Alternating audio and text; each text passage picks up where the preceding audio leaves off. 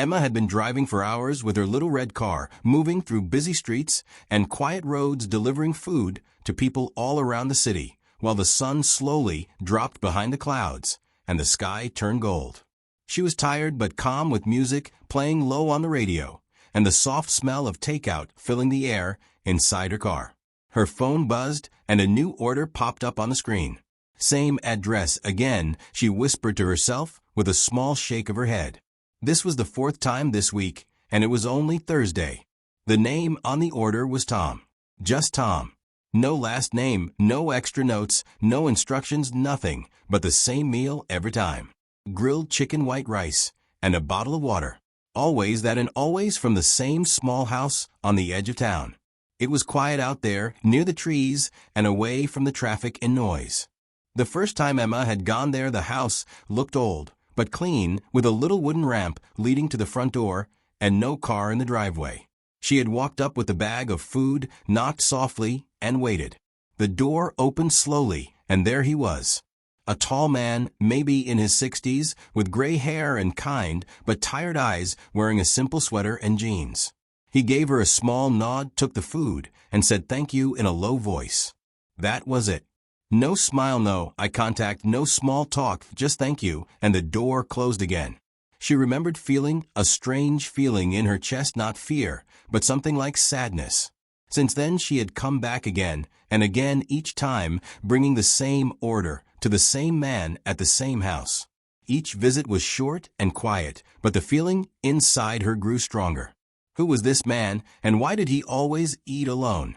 Did he have family or friends, or was he just living out there all by himself, hidden from the world? Emma thought about it more than she wanted to admit. Today was no different. She turned onto the narrow road where Tom lived, with tall trees on both sides, swaying gently in the wind. The house looked exactly the same, as always, quiet still and a little lonely. She parked the car, grabbed the food bag, and walked up the wooden ramp, listening to the creaking under her feet. Knock, knock. She waited. The door opened slowly, just like before, and Tom stood there, same sweater, same tired eyes. He nodded, took the food, and said thank you. But this time Emma noticed something new. His hands were shaking, just a little, not much, but enough for her to see. And his eyes didn't just look tired today, they looked heavy, like he hadn't slept in days. Are you okay? She asked gently, not pushing, just curious. Tom paused like he didn't expect the question, then looked down and gave a small nod. Yes, he said quietly, I'm fine. Emma didn't believe him, not really, but she smiled anyway and said have a good night before turning and walking back to her car. As she drove away, she looked in the mirror and saw Tom still standing at the door, watching her car disappear down the road. She couldn't stop thinking about him. Something about his silence felt louder than words. Maybe he was sick, or maybe he was just alone. Too alone. She thought of her own father, who used to sit quietly on the porch when her mom passed away, and how silence filled the house like a heavy blanket. Emma knew what it looked like when someone was trying to act fine, but inside they were hurting. The next day came, and like clockwork, another order from Tom showed up on her phone. Same meal, same time, same address. She accepted the order and made her way there again. This time, she added a little something. A small handwritten note on the food bag that said, hope you're doing okay. Just 5 words, but it felt important. When she handed him the food that evening, Tom took it slowly, like always, and looked down at the bag. His eyes paused on the note. He didn't say anything, but his hand stopped shaking for a moment, and his lips pressed into something close to a smile. Very close. Emma turned to leave, but this time she felt something different in the air. Not just sadness. Something warmer. Something that felt like maybe the quiet was beginning to speak. And though she didn't know what would come next, Emma felt deep in her heart that this was not just another delivery. This was the start of something. She just didn't know what yet. But something was definitely beginning, and she would be there to see it unfold, even if it started with silence, and one quiet order at a time. The next morning the sky was gray, with clouds hanging low like a heavy blanket over the town, as Emma sat in her car with her hands on the steering wheel, thinking about the man in the quiet house. She had delivered to hundreds of people before, but something about Tom felt different, something quiet, but heavy, like he was carrying a weight no one else could see. When her phone buzzed and the new order came through, she almost smiled. There it was again. Grilled chicken, white rice, bottle of water. Same time, same place, same name. She accepted it and drove off, wondering if he had seen her note from yesterday. Maybe he had thrown it away, or maybe, just maybe, he had kept it. The drive felt shorter than usual, even with the soft rain tapping against her windshield. When she pulled up outside his house, she noticed something right away. The porch light was still off, even though the sky was dark. Most people turn on their lights on rainy days, but not Tom. His house looked dim and quiet, like it was hiding. Emma grabbed the food, walked up the wooden ramp, and knocked on the door, like always. After a few seconds, the door opened, but this time Tom didn't take the bag right away. Instead, he looked at her for just 1 second. His eyes weren't just tired anymore, they looked hollow, like something inside him had gone missing. He took the food slowly, and his hand brushed hers for just a second. It was ice cold. "Thank you," he whispered, then closed the door. Emma stood there for a moment with her heart beating fast. Something didn't feel right. She walked back to her car, sat down, and stared at the house through the rain-streaked window. She couldn't explain it, but she felt like he wasn't okay. The next day, the order came again, and again Emma accepted it. This time she added another note to the bag. "Let me know if you ever need anything." 5 more words, just like before, but this time they felt even more important. When she got to the house, she saw something strange. In the window, next to the door, a small piece of paper was taped to the glass. It was hard to see from the car, but as she walked up, she tried to read it. Her heart skipped. The paper said "Do Not Disturb" in faded black letters, like it had been there for a long time. But she had never noticed it before. She knocked and waited. The door opened, but Tom did not look at her. He took the bag, nodded, and closed the door without a word. Emma stood there again, feeling something twist inside her. Was he warning her to stay away? Or was he just trying to protect himself? She couldn't tell. That night Emma lay in bed, staring at the ceiling, listening to the soft hum of the night outside her window. Her mind kept going back to Tom, and the shaking hands, and the paper sign, and the way he looked at nothing, like he was drifting somewhere far away. She thought of all the people who hide their pain behind closed doors. People who eat alone, sleep alone, and wake up with no one knowing their name. The next morning, she made her own little plan. Before accepting the new order, she stopped by the grocery store and picked up a small pack of cookies and a card with a sun on it. Inside the card, she wrote, "Just thinking of you today." She added the cookies and the card to the bag and drove to Tom's house. The sky was clearing now, with small bits of blue showing through the clouds. When she got to the porch, she noticed something else. The curtains were open just a little, and through the gap she saw a couch and a photo frame on a dusty table. It was the first real glimpse into his world. She knocked softly and waited. Tom opened the door slowly and looked down at the bag, then up at her. His eyes stopped at the card sticking out from the top. He stared for a moment, then took the bag and said nothing. But before closing the door, he did something unexpected. He nodded once slowly and looked at her. Really looked. For the first time, Emma felt something shift, like a door had opened just a crack. As she walked back to her car, her heart felt warm and nervous at the same time. She didn't know if she was helping or making it worse. But she knew one thing for sure. Tom was not just a customer. He was a man with a story still hidden behind silence and shadows. And something inside her told her that story was waiting to be heard. One delivery at a time. The wind was soft that morning, with little leaves dancing across the sidewalk as Emma sat in her parked car, staring at the food bag on the passenger seat. It was the same order again, chicken, rice, and water, but this time her heart felt heavier than usual, and her thoughts were louder. She could not stop thinking about his face from the day before, the way his eyes had paused when he saw the card, the quiet way he had looked at her without saying a word. It was not much, but it was something. A tiny moment that told her maybe he was still there inside, still feeling something. She picked up the food bag and added another note, just 3 words this time. "You are seen." She had no idea if he would even read it, but she placed it gently next to the food and started the car. The road to Tom's house was quiet, as usual, trees on both sides and only one or two cars passing now and then. The sun peeked out from behind a cloud, and the warmth touched her face as if the world was whispering, "Keep going." When she reached the house, she noticed the curtains were still open, just a bit like yesterday, and a soft light was glowing from inside. She walked up the ramp, food in hand, and knocked 3 times like always. The door opened, but Tom did not take the bag right away.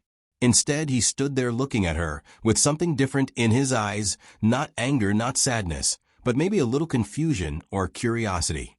Emma smiled and held out the bag. "Hi again," she said softly. "I hope you're doing okay." He took the bag slowly, and his hand trembled just a little. He looked down, saw the note, read the words, and paused. Then he looked at her and nodded again, just like before. But this time something changed.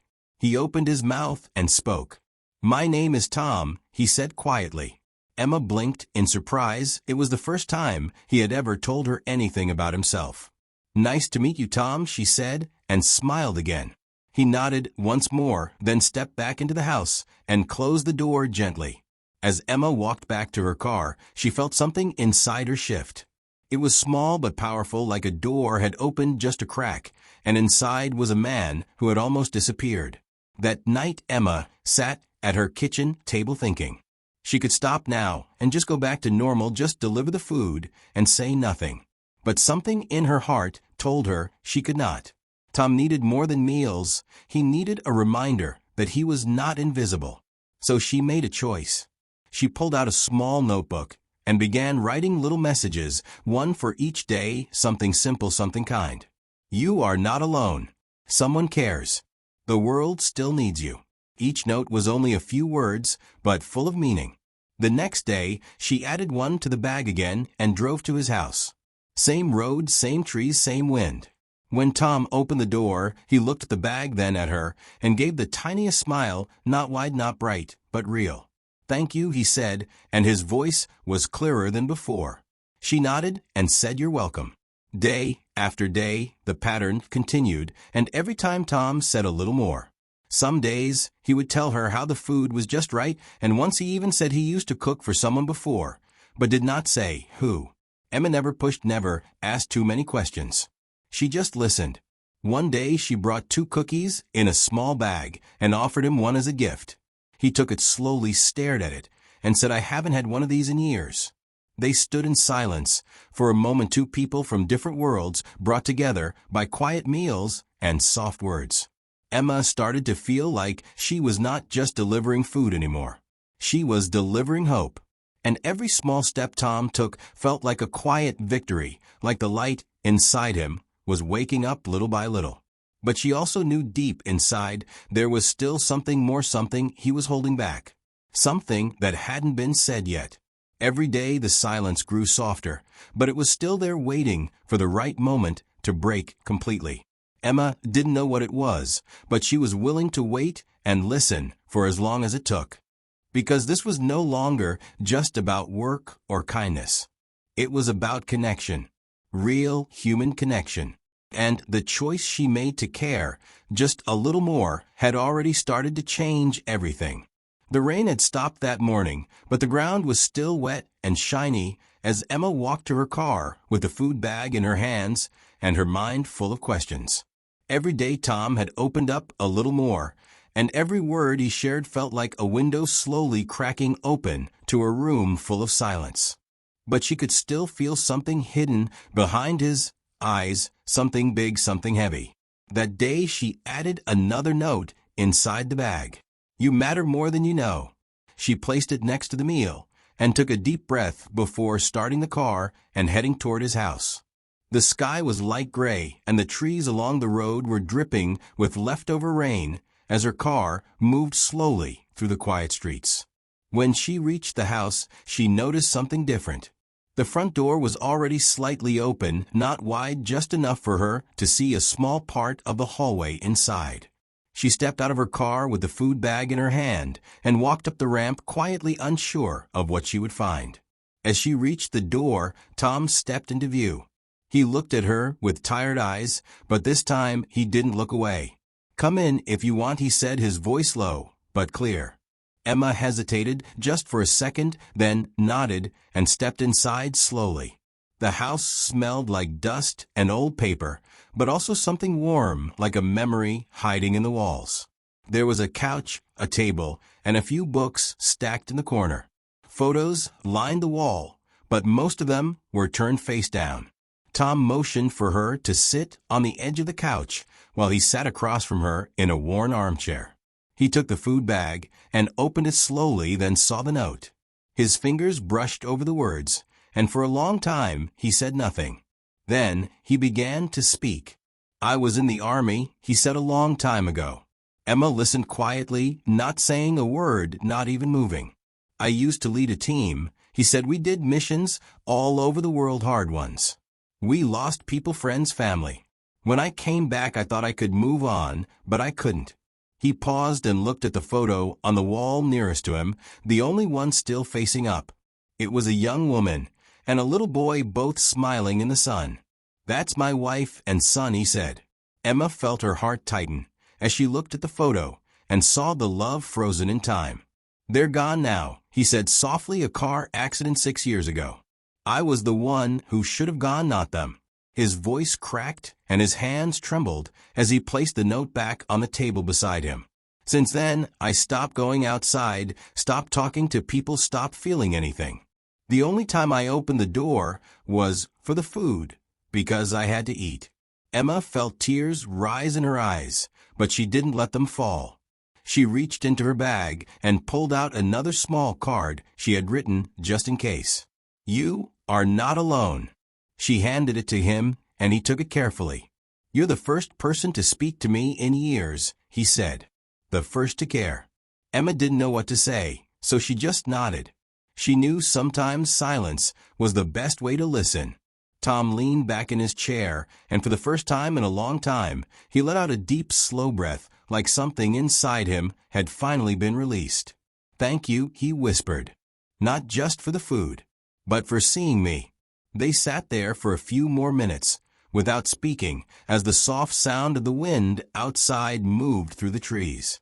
When Emma finally stood to leave, Tom walked her to the door. He didn't close it right away.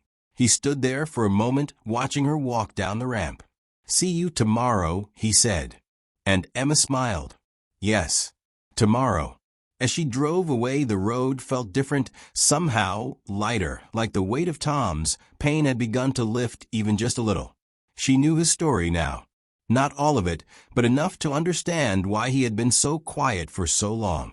And now that the silence had broken, the story could begin to heal. One step at a time.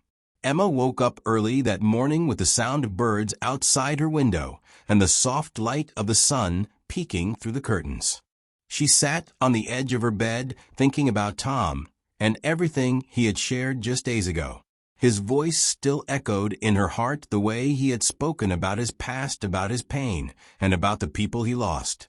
It was the first time she had ever seen someone so strong and so broken at the same time. She knew he was trying now, opening up piece by piece, like a door slowly swinging open after being shut for too long. Emma picked up her phone and saw a message from a friend, someone she had told about Tom weeks ago. The message said, "We shared your story on the veteran support page. People are asking about him." Her hands froze over the screen, and her heart began to beat faster. "What kind of people?" she typed quickly. "Veterans, mostly," the friend replied. "Some from nearby towns. They want to visit him to show support." Emma stared at the message, unsure of what to say, unsure of what this could mean. She knew Tom was still fragile, still healing, and not ready for surprises. But something inside her told her this could be important, maybe even life-changing. The next morning, she decided not to bring food. She decided to bring something more. She stopped at a local bakery and picked up 24 fresh muffins and a large box of coffee. Not just for Tom, but maybe for others too. As she drove toward his house, she noticed something strange far in the distance. There were cars lining the street. Big ones, small ones, even a few motorcycles with American flags tied to the backs. People stood near the sidewalk, some holding signs that said thank you for your service. Others just stood quietly with hands folded and heads down. Emma's breath caught in her throat as she slowed the car. She counted at least 10 vehicles, maybe more, all parked neatly outside Tom Street. She pulled over and stepped out holding the muffins and the coffee, unsure of what would happen next.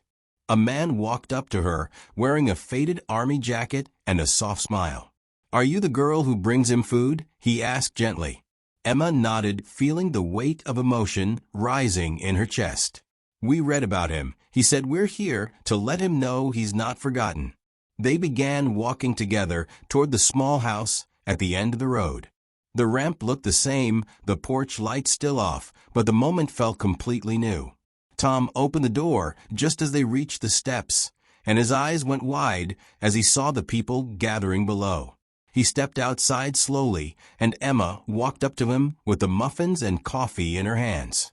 "Tom," she said, her voice shaking, "these people came for you." He looked around at the faces, strangers, but not really. They were people who had seen what he had seen, who had felt what he had felt.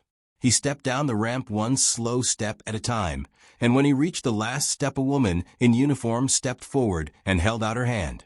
Tom took it, and for a moment he couldn't speak. Tears welled up in his eyes, and his lips trembled, but he didn't turn away. "Thank you," he whispered, and the words were carried by the soft breeze like a quiet song. One by one, the people came forward, shaking his hand, sharing short words, giving him nods of respect. Some gave hugs. Some gave silence. All gave something real. Emma stood to the side, her heart full and her eyes wet as she watched the man who once lived in silence, now surrounded by people who understood. The man who never spoke, now speaking without words.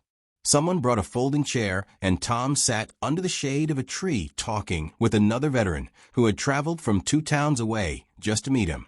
They laughed softly. They cried softly. They healed softly.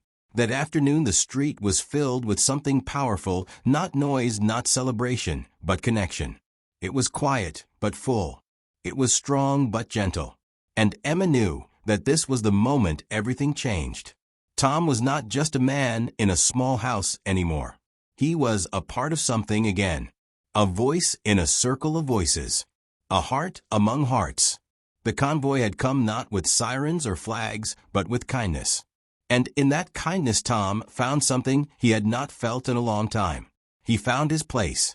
The next morning the sun rose slowly over the rooftops, with golden light spilling across the streets, and the sound of birds filling the air like a quiet song of hope. Emma stood by her kitchen window, holding a cup of tea and thinking about everything that had happened. She still could not believe it. All those cars, the people, the hugs, the quiet smiles, the soft tears. Tom had once been a stranger behind a closed door, and now he had become something else. He had become seen. That morning there was no order on her phone, no beep, no message, no food request. But Emma drove to Tom's house anyway with 2 cups of coffee and no plan except to say hello. When she pulled up to the house, she saw something new. The porch light was on. The front door was open just a little, and Tom was sitting outside in a folding chair, looking out at the trees, with a small radio playing soft music beside him. Emma walked up slowly, holding the coffee, and he smiled as he saw her. "You came," he said in a voice that sounded lighter. "Of course," she said, handing him one of the cups.